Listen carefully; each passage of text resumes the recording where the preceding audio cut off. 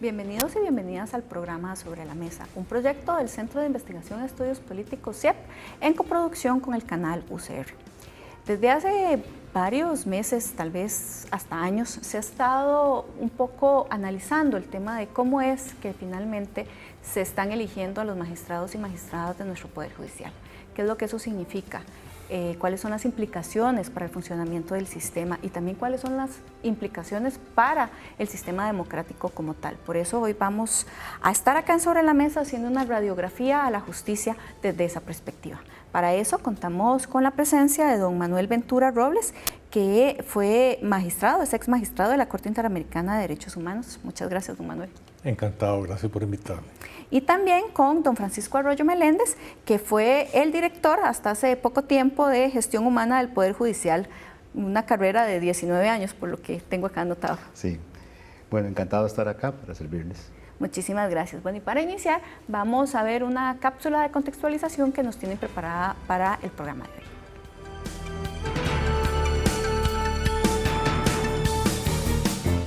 La idea de la democracia pluralista es que todas las personas puedan participar activamente en la política.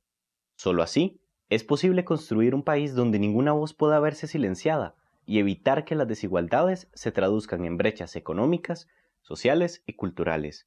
Pero, ¿es deseable que las personas magistradas del Poder Judicial participen activamente en la política? El Poder Judicial es el único poder de la República que elige a sus miembros sobre una base técnica. O sea, los miembros tienen que ser abogados. Entonces, ¿qué es lo que se busca? Que sean buenos abogados, que manejen una buena doctrina del derecho, porque van a tener que basar sus decisiones, sus juicios, que al final de cuentas nada es completamente objetivo. Van a tener que basar sus decisiones en criterios jurídicos, y esas decisiones van a afectar a la sociedad y algunas veces van a beneficiar a un grupo más que a otro. Entonces se busca que no tomen decisiones arbitrarias, ¿verdad? En América Latina, las cortes judiciales han venido desarrollando un papel muy activo en la lucha contra la corrupción. Esto les ha hecho merecer comentarios positivos y negativos, pues la línea entre la independencia judicial y la judicialización de la política es muy delgada.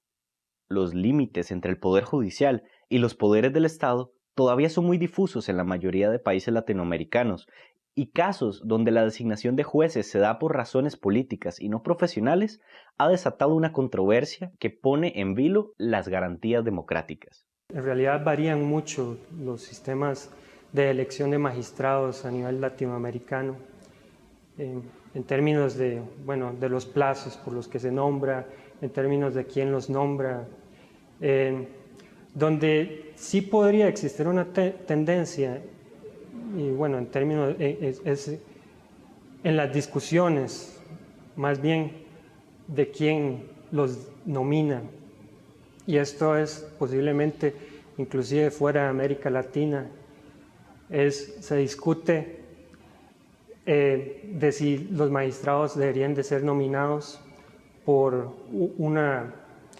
comisión intersectorial, por ejemplo, un organismo colegiado donde participan actores como el Colegio de Abogados del país específico, el órgano encargado de la carrera judicial en los poderes judiciales, las facultades de derecho del país en cuestión, pero también otros actores, por ejemplo el empresariado y otros actores de la sociedad civil interesada, ¿verdad?, en estos temas. En Costa Rica, el caso de Cementazo puso de manifiesto los sesgos políticos que todavía se mantienen en nuestro sistema de designación de magistradas y de magistrados. Ante esto cabe preguntarse, ¿cuáles son las reformas que deben hacerse a estos procesos de designación de magistrados y de magistradas en nuestro país? Los constitucionalistas en la mayoría de países se lo han planteado, ¿verdad? Y lo que usualmente concluyen es que se tiene que crear un sistema institucional, constitucionalizado, que más bien garantice que los jueces, los magistrados, tomen sus decisiones basándose en sus propios criterios, sino porque están siendo compelidos por otro de los poderes de la República o por intereses particulares. Hoy ponemos sobre la mesa los retos democráticos del sistema de nombramiento de magistradas y de magistrados del Poder Judicial.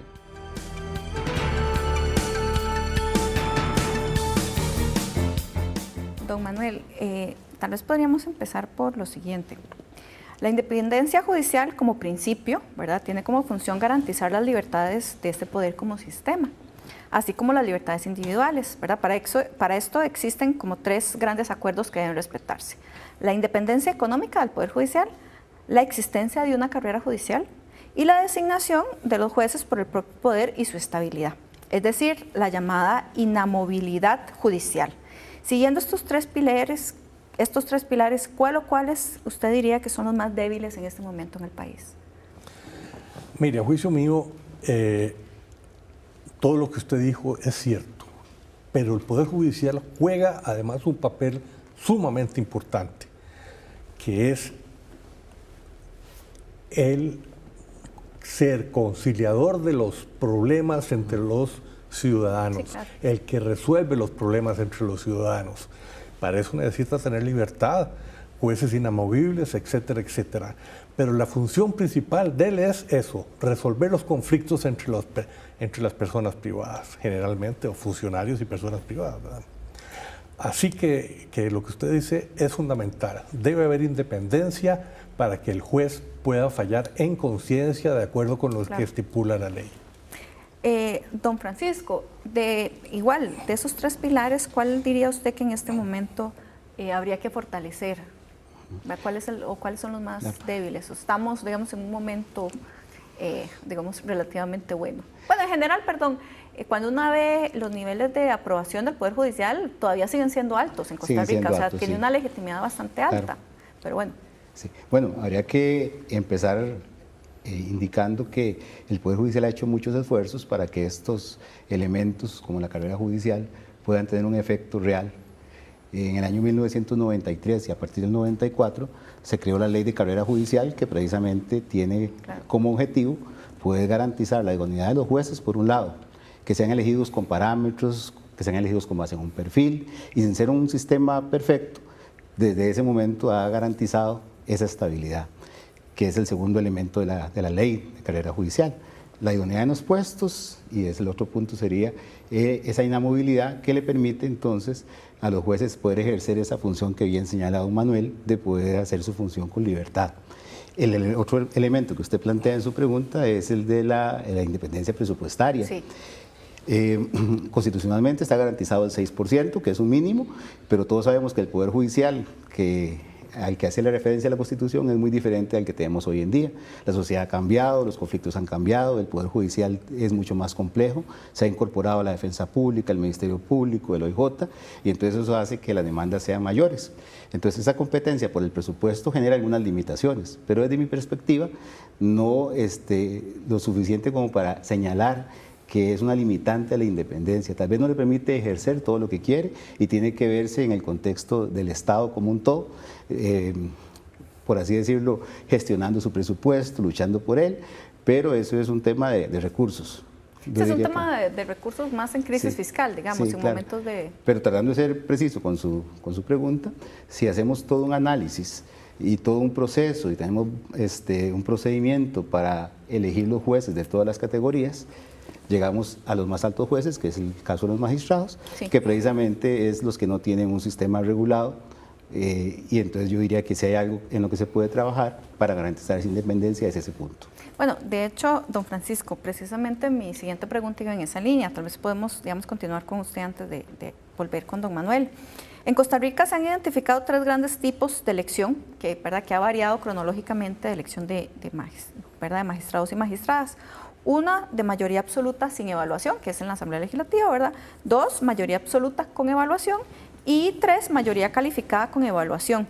¿Por qué no han sido, digamos, suficientes estos cambios para eliminar esa politización, ¿verdad? Que es un poco lo que se está buscando de la elección de magistrados y magistradas. Sí, bueno, precisamente esos 3 momentos están ahí. Antes no existía ninguna forma regulada para nombrar los magistrados y era por mayoría simple.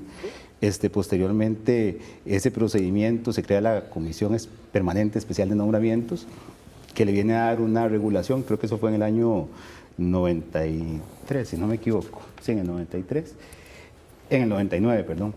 Y esa comisión establece una serie de parámetros inicialmente.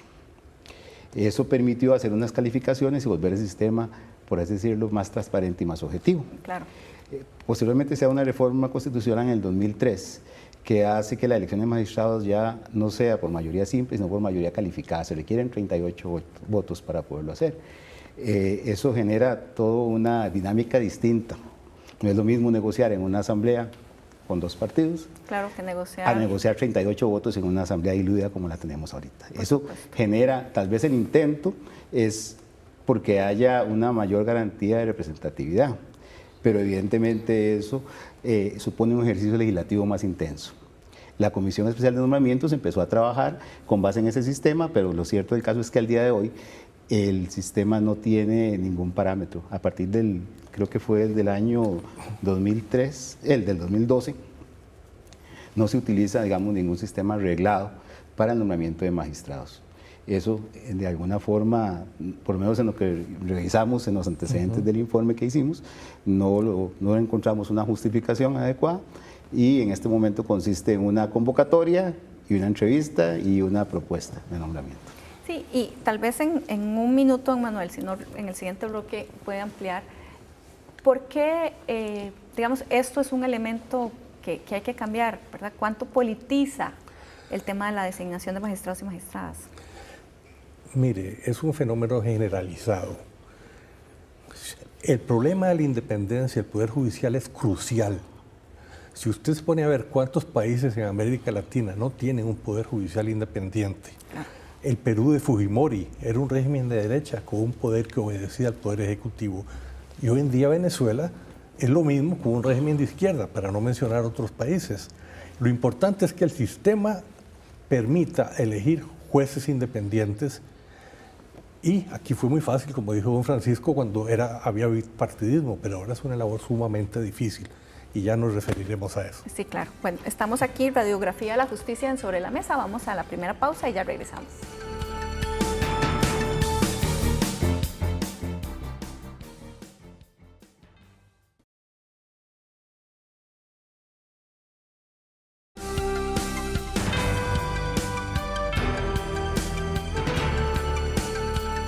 Continuamos en Sobre la Mesa, Radiografía de la Justicia.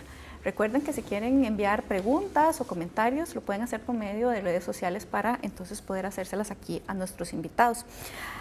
Don Manuel, antes de ir a una pausa, de hecho usted se me adelantó en la pregunta, como le decía ahora, porque yo quería también preguntarle cuál es como la tendencia, ¿verdad?, en la designación de magistrados y magistradas en América Latina. ¿Cuál es la forma?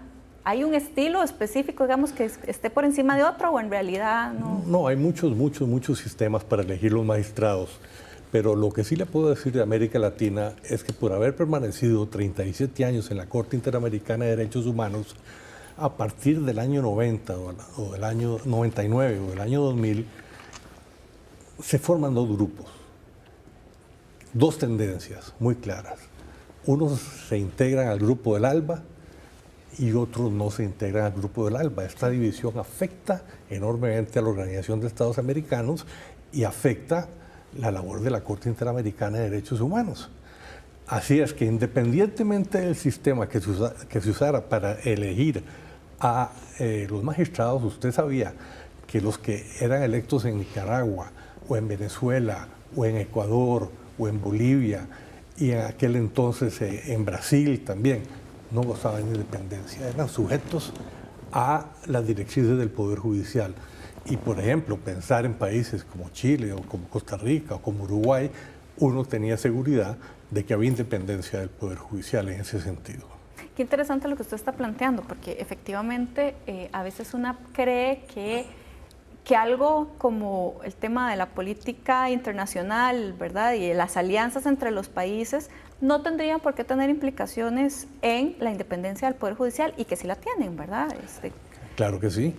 Si usted ve la actitud de ciertos estados latinoamericanos, por ejemplo, hacia la Corte Interamericana de Derechos Humanos y su jurisprudencia, por ejemplo, Venezuela denunció el Pacto de San José de Costa Rica, la Convención Americana. ¿Por qué? Porque no quería acatar ninguna de las sentencias de la Corte. Claro. Y ahí se ve claramente cuál es el problema. O Trinidad y Tobago denunciando la Convención Americana sobre Derechos Humanos por problemas sobre la pena de muerte con la Comisión Interamericana de Derechos Humanos. Sencillamente la Comisión le ordenó no ahorcar 32 personas hasta que terminó la Corte y dictó medidas provisionales, se logró hacer algo en ese sentido. Sí, esos son, digamos, casos que una, ¿verdad?, normalmente no pone sobre la mesa, ¿verdad? Se nos olvida que también eso tiene implicaciones en la independencia del Poder Judicial. Don Francisco, de hecho, digamos, el nombramiento de los magistrados y magistradas en Costa Rica, además de estar regulado por el cuerpo, digamos, normativo político, ¿verdad?, como es la Constitución política, es un acto político también por ser en el Parlamento, ¿verdad?, y debe producir, digamos, efectos políticos. Pero ¿cuáles de esos efectos políticos son los que nos deben preocupar? Porque, digamos, constitucionalmente en este momento esa es la forma, ¿verdad? Pero el que sea la forma no necesariamente tendría que implicar que tuviera, digamos, algún problema como tal desde la lógica política. En este momento, ¿qué es lo que ustedes han encontrado como esos nudos críticos que debemos, digamos, ponerle atención? Sí, tal vez habría necesidad de referirnos al informe que realizamos en el panel independiente. Fuimos convocados don Manuel Ventura, doña Cristina Víquez, doña Ani Pérez y este servidor por parte del Foro de Justicia para analizar el nombramiento de magistrados en dos casos particulares, dos casos específicos, y nosotros hicimos ese análisis, pero es un análisis desde fuera, es abrir la cajita, claro, y ver qué hay y poder hacer entonces una visión, ¿verdad?, externa sobre el proceso. Esperemos que no sea la caja de Pandora, no, por la connotación negativa, sino que sea una cajita para mejorar. Sí, no, ahí debe serlo. Pero efectivamente nosotros hicimos ese análisis y de ese análisis podemos tener algunas evidencias y algunas conclusiones. Y creo que la mayor evidencia y la mayor conclusión que podemos sacar es que no existe un mecanismo sistematizado, objetivo, transparente y debidamente regulado que permita que las personas que tienen interés en participar de la judicatura puedan hacerlo de una manera objetiva, sabiendo que serán tratados de una forma justa, adecuada, y que el resultado de ese ejercicio va a resultar en una decisión de competencia de las personas. Que las personas que lleguen tengan los conocimientos, las habilidades y puedan tener un pronóstico de éxito. Siempre es un pronóstico de éxito, ¿verdad? Porque ya el ejercicio es otra cosa distinta. Sí, pero el tema es que tengan la idoneidad.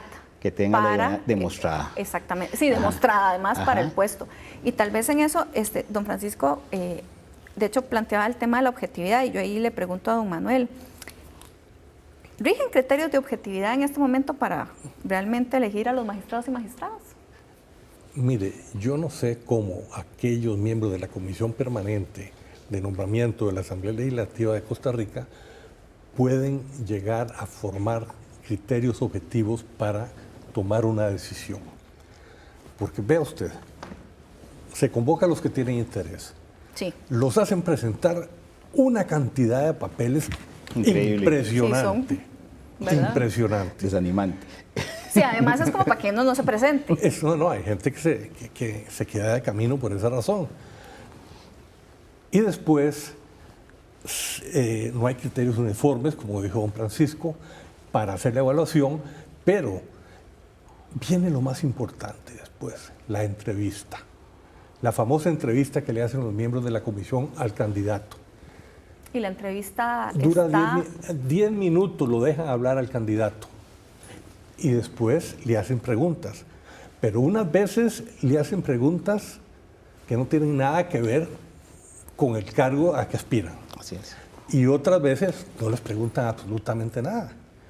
Y a la hora de hacer la recomendación, que uno creería que debe estar razonada y ahí hacer valer los criterios objetivos. Sí. Nada más dicen Juan, Luis y Pedro y Luisa, y no dicen por qué los escogieron. Claro, porque uno pensaría que si la entrevista tiene un puntaje y es importante, tendría que ser la entrevista, digamos, estructurada, con puntajes, ¿verdad?, bien elaborada para todos los candidatos y candidatas, ¿verdad? Pero no se hace así, don Francisco. No, como bien señala don Manuel, la entrevista es uno de los elementos que más nos sorprendió a nosotros a la hora de hacer el análisis, porque si bien es cierto, entendíamos que no existía un sistema debidamente regulado, al menos uno espera una base mínima, ¿verdad? Sí, por supuesto. Y no, los 10 minutos de presentación, y algunos la entrevista fueron los 10 minutos de presentación. ¿Quién soy yo? ¿Por qué aspiro? Y después de ahí, las gracias y puede irse para su casa. Entonces, don Francisco, ¿cuáles son los intereses que uno podría o que ustedes lograron identificar, ya sea por la investigación que hicieron o porque, bueno, a veces uno tiene ese olfato? ¿Cuáles son los intereses que privan para elegir un magistrado o una magistrada? Bueno, el informe nuestro en realidad no ahondó sobre esos aspectos porque fue una mirada desde fuera y una mirada evidentemente sobre los aspectos técnicos. Sobre las motivaciones, pues no entramos a valorarlas, así que no sería, digamos, preciso hablar en los términos del informe. Lo que sí podría decirle es que cada vez que usted quiere hacer algo con algún grado de discrecionalidad es porque tiene alguna intencionalidad. Claro. ¿Verdad? Entonces, cualquier sistema que usted utilice puede ser malo, pero lo más malo es no tener sistema, ¿verdad? Sí, por supuesto. Entonces, al tener una entrevista totalmente abierta, desde dar una pregunta para que la persona pueda extenderse y lucirse, hasta puede ser unas preguntas que lo descalifiquen, porque son temas que usted no espera, ¿verdad? Entonces, hasta la otra que comentó bien de Manuel, y se presentó en varios casos en que la persona se presentaba y no le hacía ninguna consulta. ¿Qué puede sentir un candidato cuando participa en un proceso de esos? O todo está tan claro y es tan buen candidato o no les interesa escucharlo. Exactamente. ¿Verdad? O sea, nos vamos a los dos extremos, que es una cosa, digamos, terrible. Don Manuel, y en el tema de los magistrados suplentes, a mí, digamos, también me sonó ahí como, ¿verdad? Y un poco tengo la espinita, porque esa elección es distinta, ¿verdad? La de los magistrados suplentes, pero ¿cómo garantizar imparcialidad si pueden seguir ejerciendo de manera privada? O sea, ¿y no se te pueden meter los intereses privados en una suplencia? Mire, en la mesa redonda ayer, en la exposición del panel ayer en la Asamblea Legislativa, estuvo presente un litigante muy conocido, muy respetado, y precisamente se refirió a ese tema. No es mi caso porque he estado en otros afanes, pero este señor dijo, sentimos los que litigamos que cuando el abogado contraparte nuestra es magistrado suplente, sentimos que ya está todo perdido, porque sí, por supuesto. Hay un conecte con los magistrados de la sala respectiva.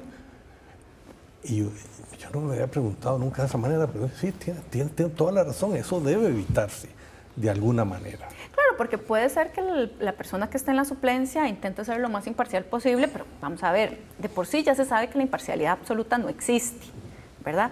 Pero además ahí yo me llamaba, ¿verdad? Me llamaba la atención porque, digamos, si yo soy una empresa que tiene, ¿verdad?, que litigar sobre alguna cosa y esta persona que es suplente, yo puedo acercarme porque lo puedo contratar para que lleve algún caso y lo que fuera, y además me ayuda después en el otro caso que puede ser que lo vea o puede ser que no lo vea, ¿verdad? O sea, ahí es donde también estamos como muy concentrados en el tema de la Asamblea Legislativa solamente, ¿verdad? Cómo se nombran a los magistrados y magistradas por medio de la Asamblea. Pero bueno, también el tema es de las condiciones de los magistrados suplentes, a mí me llama poderosamente la atención. Vamos a ir a una pausa.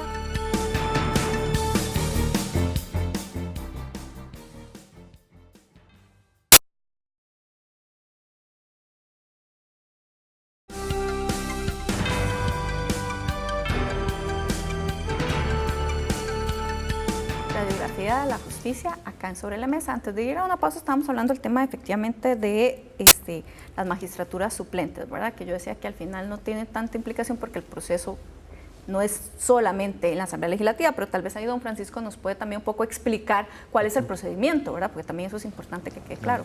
Sí, bueno, hay una cantidad de magistrados suplentes por cada magistrado propietario. Se abre un concurso, que lo abre, en ese caso es el Poder Judicial, y las salas hacen, las salas hacen el análisis de los candidatos, es una propuesta corte, y esa propuesta se remite a la Asamblea Legislativa, que es finalmente quien hace los nombramientos.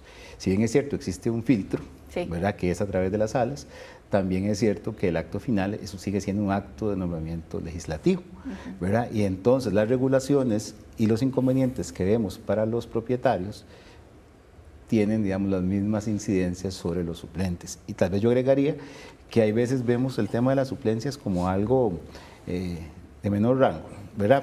Pero no, tan importantes, sí, claro, son como los titulares. Vea que ahora con la dilación para llenar los cargos, hay veces han pasado 2 años, año y medio, ¿verdad?, donde una persona suplente asume esos puestos. Así que todo lo que se dirima en la sala en ese tiempo es resuelto por suplentes. Entonces debemos garantizar los mismos parámetros de idoneidad para ellos igual que para los titulares. Sí, claro, y ahí también don Manuel se quería referir a todo el tema del lobby, ¿verdad? Porque al final, aunque los magistrados propietarios, ¿verdad?, solo pasan por la asamblea y los suplentes tienen algún filtro, siempre hay que hacer lobby político, ¿verdad? Y entonces yo leía unos estudios en los cuales un poco planteaban que antes hasta era como más fácil, ¿verdad? Porque entonces era como hablar con 2 jefaturas de fracción y ver qué, si te nombraban o no. Ahora tenés multiplicidad de partidos, ¿verdad? Multiplicidad de intereses, y eso significa que si querés quedar como magistrada tenés que, ¿verdad?, también hacer algún tipo, digamos, de lobby. Ahí, don Manuel. Yo he oído a varios colegas que han concursado para algún cargo de magistrado decir: nunca más me vuelvo a presentar, esto es humillante. Tener que visitar a los diputados y pedirles el voto es algo humillante. Uno siente que no es correcto, que no debe darse, pero lo cierto del caso es que se da. Lo cierto del caso es que se da. Conversando este tema con don Francisco, me decía, con muy buen criterio, que entre mayores sean los requisitos para ser magistrado, va a ser más difícil que haya influencia de tipo político para nombrar a esa persona. Pero mire, le voy a poner un ejemplo, y disculpe que me refiera a la experiencia mía en este campo. ¿Qué pasa, por ejemplo, con los jueces de la Corte Penal Internacional o los jueces, mejor dicho, de la Corte Internacional de Justicia o de la Corte Interamericana de Derechos Humanos? Pues también hay lobby, nada más que el lobby muchas veces lo hace el propio candidato, pero son las cancillerías, sí, las encargadas de hacer el lobby. No son las personas las que van a hacer el lobby. Un país rico que quiere tener un juez en la Corte Internacional de Justicia despacha un montón de embajadores a África, a Asia, a Europa, e incluso al candidato le ponen un avión a la orden para que vaya y haga lobby si es el caso. O sea, que ese es un fenómeno que se da. Usted no encuentra en la Corte Internacional de Justicia un juez de un país centroamericano que no tiene la capacidad económica sencillamente para montar una campaña para llegar a un cargo de esos. Pero también se da el fenómeno a otro nivel, de otra manera, y los puestos desde luego que se canjean, sí, se negocian. Bueno, yo te doy el voto para la Corte Internacional de Justicia, pero vos me das el voto para la Corte Interamericana de Derechos Humanos o para la OMC o para cualquier organismo internacional. Sí, que eso es lo más terrible, ¿verdad? Porque se canjean los puestos por intereses específicos de los países. Pero bueno, todavía aquí, digamos, uno podría pensar que en el deber ser son intereses de país, entonces que son de la colectividad del país, digamos, siendo muy positiva, ¿verdad? No es como mi interés personal de llegar a la magistratura. Y tal vez en ese sentido, don Manuel, usted nos podría explicar por qué se creó, digamos, el panel independiente, ¿verdad? ¿Cuál es la lógica de hacer este estudio, que es además muy importante? Para que lo que nosotros descubrimos en ese análisis que hicimos y las recomendaciones que además hicimos no estén contaminadas y que la gente sienta que tiene confianza en lo que nosotros recomendamos y en lo que nosotros descubrimos en ese análisis que nos tomó 2 meses. Y eso que hicimos un análisis de el proceso que ya de la documentación del proceso que se había empezado en algunos casos 1 año y medio, 2 años o más antes. Es decir, nosotros nos limitamos a pedirle a los candidatos que llenaran otro formulario para aclarar algunos puntos, pero fundamentalmente toda la información es la misma que tuvo en su mano la Comisión Permanente de Nombramientos de la Asamblea Legislativa. Y don Francisco, ¿por qué se decidió específicamente analizar el tema del proceso de selección? O sea, ¿fueron convocados directamente sobre eso o es que ante algún estudio previo se vio esto como un nudo crítico? Bueno, en contexto hay que señalar que existe el Foro de la Justicia. Este foro está conformado por varias instituciones que tienen que ver con el tema de diferentes perspectivas y ayer lo señalaban ellos muy bien en la presentación, porque nosotros no formamos parte de ese foro, que se veían en diferentes momentos y en diferentes situaciones y decidieron pues unirse para tener un temario que alrededor del cual trabajar. En ese temario que el Foro de la Justicia hizo, uno de los temas era o es el del nombramiento de magistrados, donde ellos ya tienen investigaciones independientes investigaciones que ellos han realizado y dentro de su metodología y la forma de la visión de trabajo, el plan que tenían para este tiempo, visualizando la urgencia que tiene la urgencia y la importancia que tiene el nombramiento de magistrados en el contexto actual, pues se tomó la decisión de convocar un panel independiente, tomando como experiencia lo que se había hecho en América Latina para las Cortes Interamericanas, ¿verdad? La Comisión y la Corte Interamericana. Ajá. O sea, esto no se ha hecho para magistrados en otros lugares, solo para este tipo de magistrados que señala don Manuel. Entonces, el Foro de la Justicia, en un proceso ahí que tuvieron, pues nos hicieron una propuesta, nos convocaron, nos invitaron a hacer ese trabajo y se limitó, porque en este momento hay 6 vacantes de magistrados. Sí. En el momento que nos convocaron habían 4. ¿Verdad? 2 de ellas con una dilación muy grande, una tenía más de 2 años y medio de estar ahí dando vueltas y otra año y medio. Entonces, por razón del tiempo, acuérdense que estamos en la coyuntura, estamos empezando con el periodo legislativo, pero en aquel momento la Asamblea estaba por resolver sobre estos temas. Claro. Entonces urgía tener una visión, una perspectiva, y como le mencioné antes, con el tema de la caja de Pandora que usted señaló, si nosotros abrimos el paquete y vimos lo que había dentro.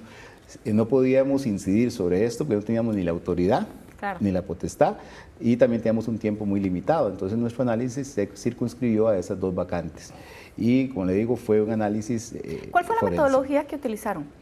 Le decía que era un análisis forense. Sí, ¿verdad? Un análisis forense. Bueno, ¿qué es lo que significa un análisis forense en este caso? No sé si en el sentido correcto, pero es hacer una disección del proceso, ¿verdad? Revisar qué se hizo y qué podría ser sujeto de mejora para el futuro. Porque básicamente esa es una parte del informe. ¿Qué podría mejorarse? Y por otro lado nos enfrentábamos al análisis de los candidatos que ya había sido hecho, ya inclusive la Comisión de Nombramientos anterior tiene ante el plenario las nóminas con los candidatos recomendados.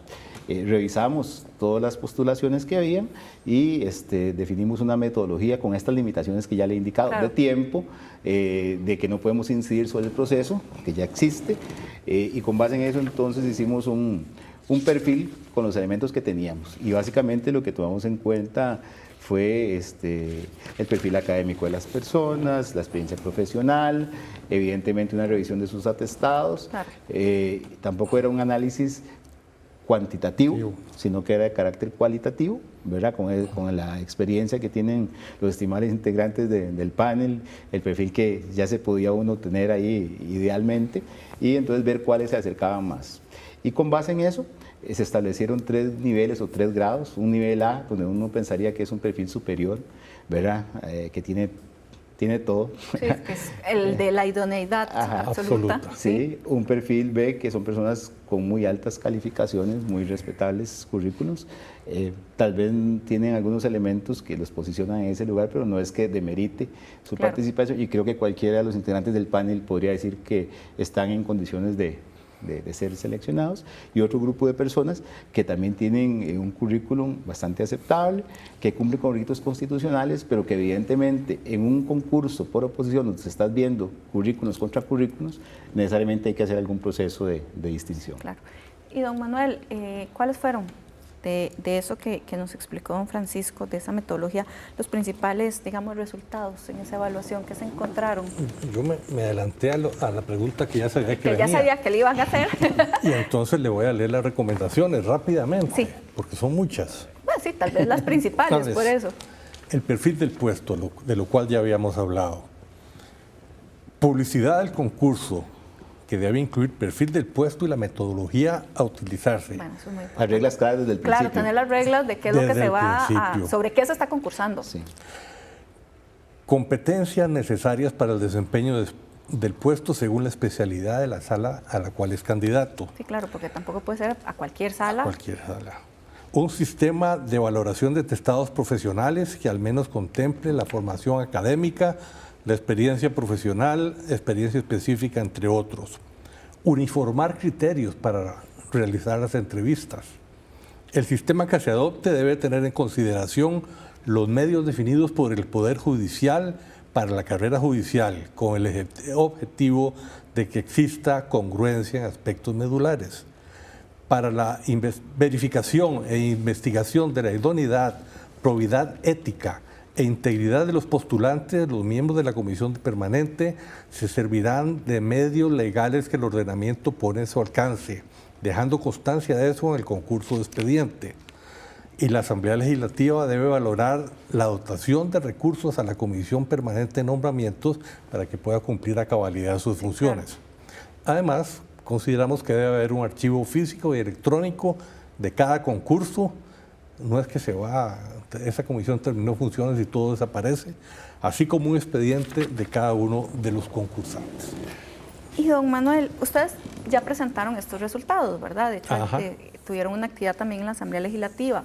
A la Asamblea se le está, a los actuales diputados y diputadas que están entrando, tal vez en 30 segundos, ¿ya se les presentó esto? ¿Qué deberían hacer ellos con esta información? ¿Cuándo se les va a presentar? Si no se les ha presentado. Bueno, se entregó formalmente en ese acto, ayer en la Asamblea Legislativa, y la aspiración nuestra es que lo estudien y lo pongan en práctica, sobre todo por tantos candidatos que hay para llenar vacantes en este momento. Claro, es que como bien decía don Francisco, son 6 vacantes las que estamos en este momento por llenar. Radiografía de la Justicia, estamos acá en Sobre la Mesa, ya regresamos.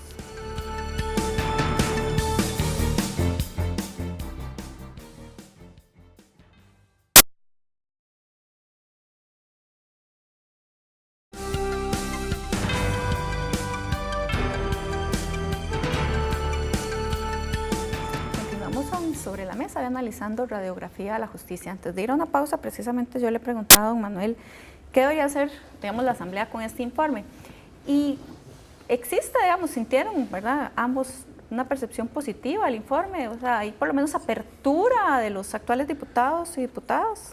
Muy positiva, porque llegó la señora presidenta de la Asamblea Legislativa a inaugurar el acto.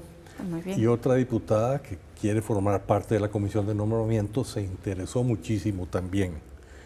Se interesó muchísimo porque quienes van a formar esa comisión es muy importante. Ojalá sean abogados versados en todos estos problemas. Claro. Don Francisco, de lo que nos planteó don Manuel, de todas las recomendaciones, además de la entrevista, que creo que ha quedado como muy claro que es un punto, ¿verdad?, medular, ¿cuáles serían como los 2 o 3 puntos claves para mejorar la elección de magistrados y magistradas?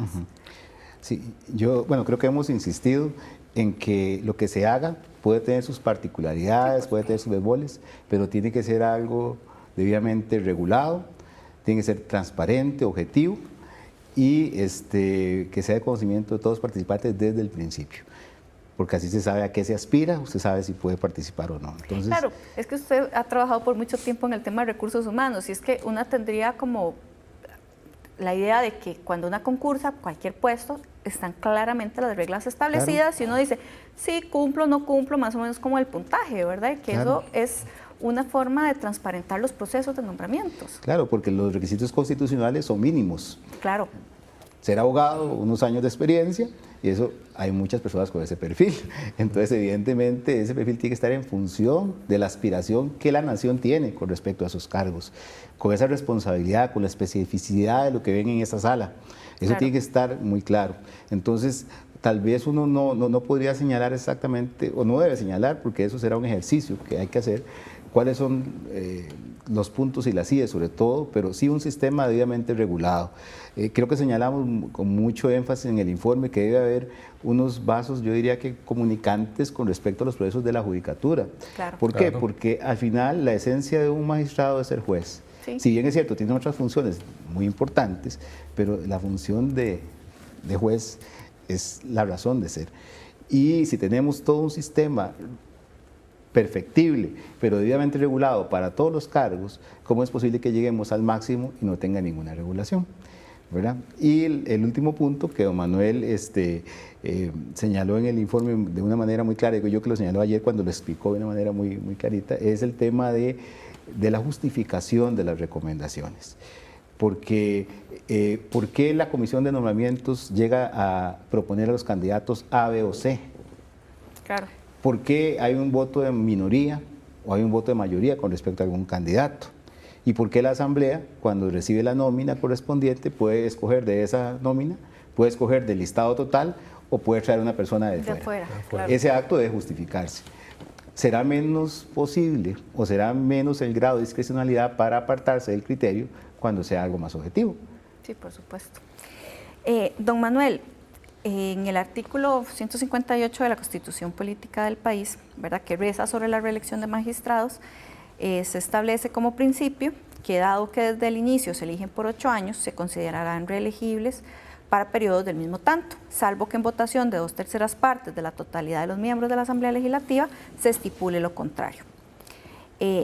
¿Esto, digamos, es idóneo o usted considera, digamos, que sería más sano seguir los pasos como, ¿verdad?, en algún momento se discutió en ese momento cuando se creó la Constitución, seguir los pasos más como de la Corte Suprema de los Estados Unidos, ¿verdad?, e instituir el principio de la inamovilidad como parte de los principios que rigen el tema de las magistraturas, puesto que garantizan mayor independencia judicial? Es decir, una vez que están ahí, como son inamovibles, ya no tendrían que ser, digamos, permeados por intereses, o eso en realidad, bueno, es otro sistema, evidentemente, no es comparable, ¿verdad? Entonces, esta fue una discusión que se dio hace, ¿verdad?, muchísimo tiempo. Pero prácticamente con el sistema que tenemos nosotros aquí, a alguien que eligen a la Asamblea Legislativa sabe que es casi que de por vida, porque conseguir 2/3 partes de los votos para no reelegirse es sumamente difícil, sumamente difícil. Entre los temas que nosotros hablamos estaba el de si no debíamos pensar entonces en que la Constitución debería modificarse y alargarse y no permitirse la reelección y alargarse el nombramiento uno solo o dos por un número determinado de años. Son cosas sumamente importantes y que tienen relación con eso que dice usted indudablemente. Porque una cosa es que vaya a buscar los 38 votos para no reelegirse un magistrado que ha estado 20 o 30 años en la Corte Suprema de Justicia a uno que solamente está en su primer periodo. En la Corte Interamericana hay 2 periodos nada más, de 6 años cada uno. En la Corte Internacional de Justicia, 8 años y pueden ser reelegidos. O sea, que esa posibilidad que tiene el magistrado costarricense de prácticamente seguir ad infinito hasta que quiera pensionarse, a mí no me parece del todo bien, como tampoco me parece conveniente que no haya posibilidad alguna de remover a un juez si hay una causal claro, imperativa. Esa era, digamos, mi siguiente pregunta, pero ya que usted se adelantó, porque, digamos, el procedimiento de destitución o de suspensión, digamos, ¿es adecuado o también tendríamos que entrar? O sea, porque hemos hablado en este momento de la elección, pero bueno, y el procedimiento también de destitución habría que analizarlo. Yo sé que ese no era el objetivo, digamos, del panel, pero bueno, ya que tenemos 2 expertos aquí, nos aprovechamos. Bueno, déjeme decirle una cosa, no es algo que suceda muy a menudo. Sí, además. Acabamos de tener un caso, por eso tal vez la gente se ha preguntado mucho sobre esto. Pero yo sí creo que es un procedimiento bastante adecuado, posiblemente pueda mejorarse, posiblemente no mucho, pero hay que tener la mente abierta para hacer estas modificaciones, la Corte Suprema de Justicia cuando sea del caso y la propia Asamblea Legislativa. No hay que cerrarse las puertas y hay que estar abierto a ver qué se puede mejorar en el sistema. Don Francisco, la misma pregunta, o sea, como está planteado el procedimiento de destitución y de suspensión, efectivamente estamos garantizando, como decía Manuel, no son muchos tampoco, digamos, los que se ha generado, digamos, el procedimiento, pero de hecho en este momento está un poco, ¿verdad?, en discusión que si el procedimiento es el adecuado o no es el adecuado, ¿verdad?, porque con la última destitución, un poco, ¿verdad?, lo que se decía era que el procedimiento como tal podría más bien ponernos en una situación de una demanda que efectivamente ya pusieron porque el procedimiento no fue el adecuado. Sí, bueno, sí, ese es un tema duro de discusión, pero yo coincido con don Manuel en que el hecho de hacer el nombramiento con 38 votos y la destitución con igual cantidad lo vuelve sujeto de un fuerte análisis, ¿verdad? Tiene que haber toda una discusión y como bien se señala, no han sido muchos los casos, pero tal vez lo que yo pondría en relevancia es que sí se han dado los casos. Sí, es que Entonces, existe. eso lo que evidencia es que es posible.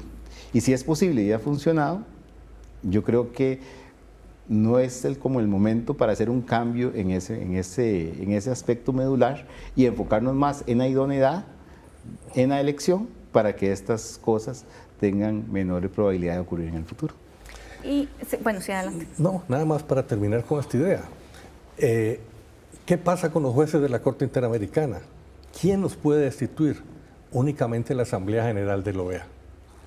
Pero previa recomendación de los jueces de la Corte Interamericana. Si no están de acuerdo los jueces, no lo pueden remover.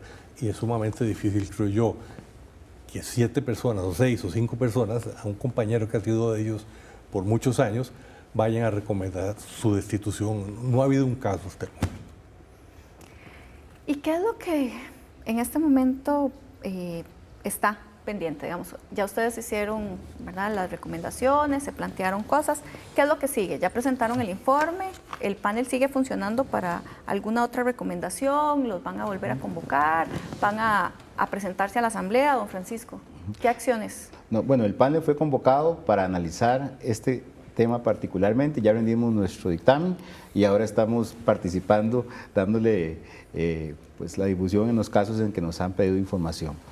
Esa es nuestra participación de momento, eso es para lo que fuimos convocados. Sí existe en el Foro de la Justicia otras iniciativas, porque el mismo Foro de la Justicia estableció un informe que ayer mismo lo fue sujeto de exposición, donde ellos sí hacen ya una recomendación. Nosotros hacemos ese análisis de los dos casos y con base en eso hacemos algunos señalamientos. Claro. Ellos ya plantean una propuesta con todos los puntos sobre las CIES.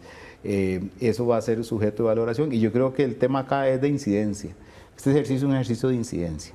O sea, hay que incidir en que no solamente la Asamblea Legislativa, sino la sociedad civil también tome importancia de este tema y se puedan tomar acciones. En este caso ya las personas participaron, ya están las nóminas, pero vienen otros puestos y ojalá para esos tengamos un mejor procedimiento. Claro. Y don Manuel, si fuera el caso de que no se logra, ¿verdad?, y no se toman estas recomendaciones por parte de la Asamblea Legislativa y siguen, digamos, dándose casos de nombramientos de magistrados no idóneos o magistradas que no son idóneos y se llega, ¿verdad?, y se vuelve a presentar más casos con respecto a las destituciones, ¿esto cuánto podría afectar, digamos, la credibilidad del sistema judicial? Porque yo en el primer bloque decía que en realidad el Poder Judicial, a pesar de lo que ha pasado, sigue teniendo, ¿verdad?, en la población costarricense una credibilidad muy alta, pero a veces pensamos desde las instituciones que eso va a ser inamovible, ¿verdad? ¿Cuánto podría afectar, ya que ustedes están trabajando en el tema y están empapados en lo que la gente está planteando? Mire, después del proceso que hicimos nosotros y el análisis que se hizo, yo creo que si no se toman alguna de esas recomendaciones, se puede ver afectada la credibilidad del candidato elegido y la misma credibilidad del Parlamento para hacer esas designaciones. Es algo muy delicado. Claro, don Francisco, ¿usted coincide? Claro, plenamente, porque como bien señala don Manuel, ya hay nóminas planteadas, existen votos de minoría y de mayoría en algunos de los casos, y ahora también la nueva comisión va a tener otro insumo, que es un vistazo independiente que puede coincidir o puede no coincidir con las propuestas anteriores. Las no coincidencias creo que deberían ser sujeto de una revisión minuciosa para tener, digamos, una perspectiva objetiva. Ustedes analizaron 2 casos, según lo que yo entendí. 2 casos. 2 casos. Sí, así es. ¿Cuántos son los que están abiertos en este momento a concurso? ¿No hay más? Hay 4 en concurso. Hay 4 en concurso dos, de estos. Que Ajá. son un magistrado de la sala tercera y un magistrado de la sala constitucional. Y si no me falla la memoria, teníamos 2 más de la sala segunda. Correcto. Ahora se suman los nuevos casos. Los nuevos casos, que es uno de la sala constitucional. Ajá. Y uno de la sala tercera. Y uno de la sala tercera. Sí, Que esos están sin convocatoria, o sea, no hay nada hecho sobre los que se puedan tener un proceso de incidencia sobre esto. Claro, ahí es donde se nos abre la oportunidad. Estos que no se han abierto a concurso, se pueden utilizar todas las recomendaciones que ustedes plantearon acá en el panel, que es como muy importante. Tal vez, bueno, en realidad más bien agradecerles a don Manuel y a don Francisco por haber estado acá Sobre la Mesa, habernos ayudado a analizar un tema que es tan complejo y que a veces se nos olvida, ¿verdad? Que hay como solo cuando se dan algún escandalito lo tomamos, ¿verdad? Y lo ponemos sobre la mesa y que más bien tenemos que darle seguimiento día a día de qué es lo que está pasando. Así que muchas gracias a los dos y muchísimas gracias a ustedes en sus casas. Les esperamos la próxima semana.